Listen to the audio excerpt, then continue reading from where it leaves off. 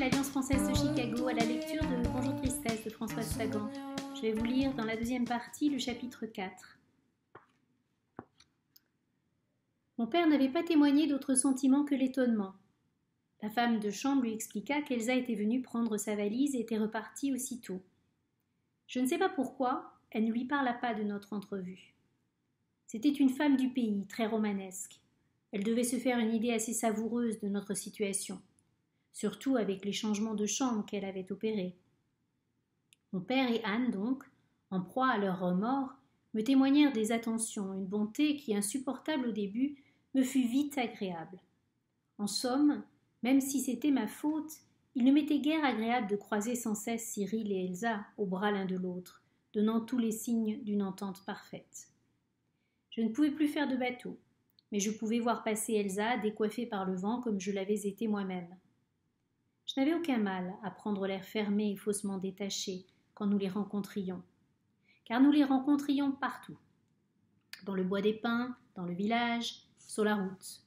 Anne me jetait un coup d'œil, me parlait d'autre chose, posait sa main sur mon épaule pour me réconforter. Ai-je dit qu'elle était bonne ? Je ne sais pas si sa bonté était une forme affinée de son intelligence, ou plus simplement de son indifférence, mais elle avait toujours le mot, le geste juste. Et si j'avais eu à souffrir vraiment, je n'aurais pu avoir de meilleur soutien. Je me laissai donc aller sans trop d'inquiétude, car je l'ai dit, mon père ne donnait aucun signe de jalousie. Cela me prouvait son attachement pour Anne et me vexait quelque peu en démontrant aussi l'inanité de mes plans. Un jour, nous rentrions à la poste, lui et moi, lorsqu'Elsa nous croisa. Elle ne sembla pas nous voir et mon père se retourna sur elle comme sur une inconnue, avec un petit sifflement. « Dis-moi, elle a terriblement embelli, Elsa. »« L'amour lui réussit, dis-je. » Il me jeta un regard étonné. « Tu sembles prendre ça mieux. Que veux-tu » lui dis-je. « Ils ont le même âge. C'était un peu fatal. » S'il n'y avait pas eu Anne, ce n'aurait pas été fatal du tout. Il était furieux. « Tu ne t'imagines pas qu'un galopin me prendrait une femme si je n'y consentais pas. »« On la joue quand même, dis-je gravement. » Il haussa les épaules. Au retour, je le vis préoccupé. Il pensait peut-être qu'effectivement Elsa était jeune et Cyril aussi, et qu'en épousant une femme de son âge, il échappait à cette catégorie des hommes sans date de naissance dont il faisait partie. J'eus un involontaire sentiment de triomphe. Quand je vis chez Anne les petites rides au coin des yeux, le léger pli de la bouche, je m'en voulus. Mais il était tellement facile de suivre mes impulsions et de me repentir ensuite. Une semaine passa. Cyril et Elsa, ignorant de la marche de leurs affaires, devaient m'attendre chaque jour. Je n'osais pas y aller. Ils m'auraient encore extorqué des idées et je n'y tenais pas. D'ailleurs, l'après-midi, je montais dans ma chambre, soi-disant pour y travailler. En fait, je n'y faisais rien. J'avais trouvé un livre yoga et je m'y attelais avec grande conviction, prenant parfois toute seule des fous rires terribles et silencieux, car je craignais qu'Anne ne m'entende. Je lui disais en effet que je travaillais d'arrache-pied. Je jouais un peu avec elle à l'amoureuse déçue, qui puise sa consolation dans l'espoir d'être un jour une licenciée accomplie. J'avais l'impression qu'elle m'en estimait. Il m'arrivait de citer Kant à table, ce qui désespérait visiblement mon père. L'après-midi, je m'étais enveloppée de serviettes de bain pour avoir l'air plus hindou. J'avais posé mon pied droit sur ma cuisse gauche et je me regardais fixement dans la glace. Non avec complaisance, mais dans l'espoir d'atteindre l'état supérieur du yogi, lorsqu'on frappa. Je supposais que c'était la femme de chambre. Et comme elle ne s'inquiétait de rien, je lui criai d'entrer. C'était Anne. Elle resta une seconde figée sur le pas de la porte et sourit. « À quoi jouez-vous »« Au yoga, dis-je. Mais ce n'est pas un jeu, c'est une philosophie hindoue. » Elle s'approcha de la table et prit mon livre. Je commençais à m'inquiéter. Il était ouvert à la page 100. Et les autres pages étaient couvertes d'inscriptions de ma main telles que « impraticable » ou « épuisant ». « Vous êtes bien consciencieuse, dit-elle. Et cette fameuse dissertation sur Pascal, dont vous nous avez tant parlé, qu'est-elle devenue » Il était vrai qu'à table, je m'étais plu à disserter sur une phrase de Pascal en faisant semblant d'y avoir réfléchi et travaillé. Je n'en avais jamais écrit un mot, naturellement. Je restais immobile. Elle me regardait fixement et comprit. « Que vous ne travaillez pas, et fassiez le pantin devant la glace, c'est votre affaire, dit-elle. Et que vous vous complaisiez à nous mentir ensuite à votre père et moi-même, c'est plus fâcheux.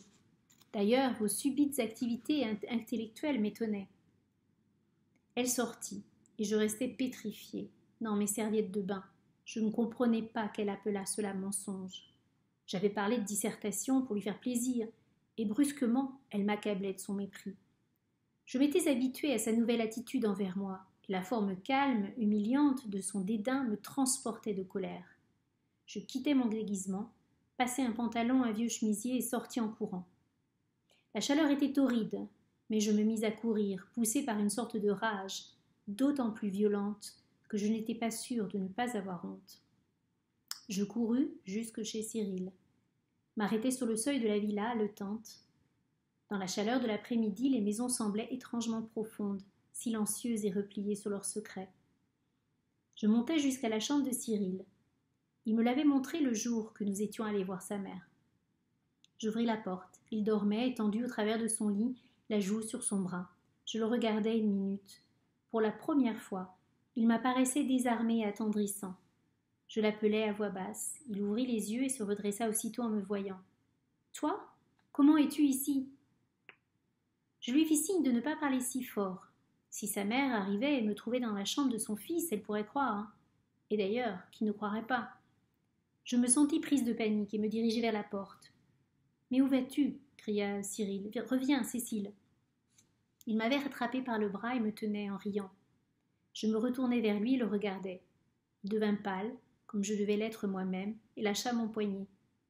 Mais ce fut pour me reprendre aussitôt dans ses bras et m'entraîner. Je pensai confusément. Cela devait arriver. Cela devait arriver. Puis ce fut la ronde de l'amour. La peur qui donne la main au désir, la tendresse et la rage, et cette souffrance brutale qui suivait triomphant le plaisir. J'eus la chance, et Cyril la douceur nécessaire, de le découvrir dès ce jour-là. Je restai près de lui 1 heure étourdie et étonnée. J'avais toujours entendu parler de l'amour comme d'une chose facile. J'en avais parlé moi-même crûment, avec l'ignorance de mon âge, et il me semblait que jamais, plus jamais je ne pourrais en parler ainsi, de cette manière détachée et brutale. Cyril, étendu contre moi, parlait de m'épouser, de me garder contre lui toute sa vie. Mon silence l'inquiétait. Je me redressai, le regardai, et je l'appelais mon amant. Il se pencha, j'appuyai ma bouche sur la veine qui battait encore à son cou, et je murmurai « Mon chéri, Cyril, mon chéri ». Je ne sais pas si c'était de l'amour que j'avais pour lui en ce moment. J'ai toujours été inconstante et je ne tiens pas à me croire autre que je ne suis. Mais en ce moment, je l'aimais plus que moi-même. J'aurais donné ma vie pour lui. Il me demanda, quand je partis, si je lui en voulais, et cela me fit rire. Lui en vouloir de ce bonheur ? Je revins à pas lents, épuisée et engourdie dans les pins. J'avais demandé à Cyril de ne pas m'accompagner. C'eût été trop dangereux. Je craignais que l'on ne pût lire sur mon visage les signatures éclatantes du plaisir, en ombre sous les yeux, en relief sur ma bouche en tremblement.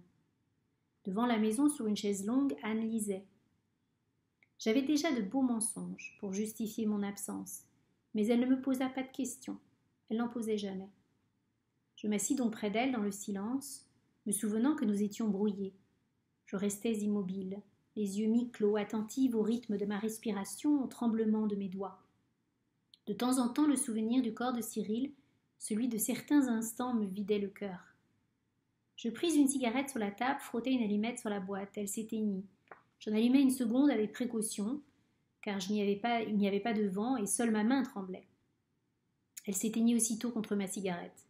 Je grognai et en pris une 3e. Et alors, je ne sais pas pourquoi, cette allumette prit pour moi une importance vitale. Peut-être parce que Anne, subitement arrachée à son indifférence, me regardait sans sourire, avec attention. À ce moment-là, le décor, le temps disparurent. Il n'y eut plus que cette allumette, mon doigt dessus, la boîte grise et le regard d'Anne. Mon cœur s'affola, se mit à battre à grands coups. Je crispai mes doigts sur l'allumette, elle flamba, et tandis que je tendais avidement mon visage vers elle, ma cigarette la coiffa et l'éteignit. Je laissai tomber la boîte par terre, fermai les yeux. Le regard dur, interrogateur d'Anne pesait sur moi. Je suppliais quelqu'un de quelque chose, que cette attente cessât. Les mains d'Anne relevèrent mon visage. Je serrai les paupières de peur qu'elle ne vît mon regard. Je sentais les larmes d'épuisement, de maladresse, de plaisir s'en échapper. Alors, comme s'il renonçait à toute question en un geste d'ignorance, d'apaisement, Anne descendit ses mains sur mon visage, me relâcha. Puis elle me mit une cigarette allumée dans la bouche et se replongea dans son livre. J'ai donné un sens symbolique à ce geste. J'ai essayé de lui en donner un. Mais aujourd'hui, quand je manque une allumette, je retrouve cet instant étrange, ce fossé entre mes gestes et moi, le poids du regard d'Anne, et ce vide autour, cette intensité du vide. Bonsoir et à demain. Au revoir.